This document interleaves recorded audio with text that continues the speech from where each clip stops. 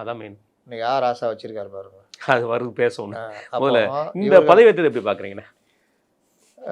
இந்த அரசு இதுக்கு முன்னாடி எம்ஜிஆர் சாதனை பண்ணிட்டாருங்க.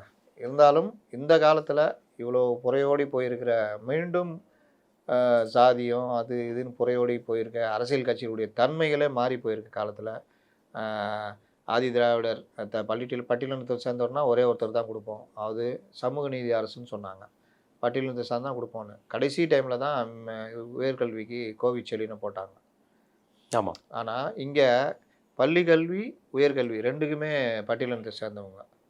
அதே மாதிரி 8 பேர் திட்டமா சமூக நீதித்துறை, பள்ளிக்கல்வி, உயர்கல்வித்துறை, இந்த பல துறைகளை வந்து கொடுத்து அடுக்கி வச்சிருக்காங்க. முக்கியமான துறைண்ணே.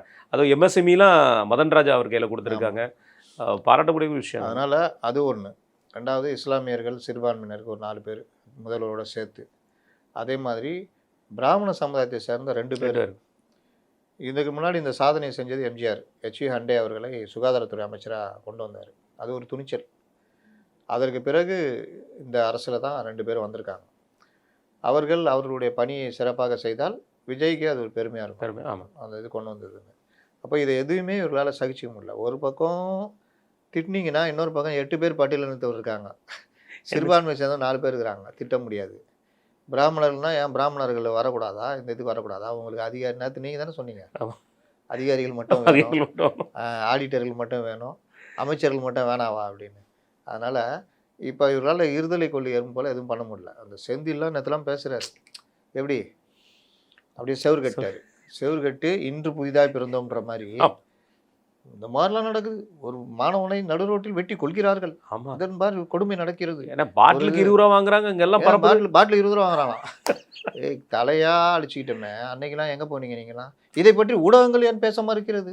எது எப்படி எந்த ஒரு இவங்களுக்கு மக்களை என்ன நினச்சிக்கிட்டு இருக்கிறாங்க? ஊடகங்கள் எந்த பொது பிரச்சனையும் பேச விடாமல் உங்களுக்கு மட்டுமே ஜால்ரா அடிக்கிறது மாற்றினது யாரு? பாட்டிலுக்கு 10 ரூபான்னு கொண்டு வந்தது யாரு? கொலை, கொள்ளை, சிறுவர்கள், இது 2 வயது குழந்தை பாலியல் பலாத்காரம், அனைத்தும் குடும்ப வன்முறை. இதுக்கெல்லாம் காரணம் போதை. 5 வருஷத்தில் மாற்றி வச்சது யாரு?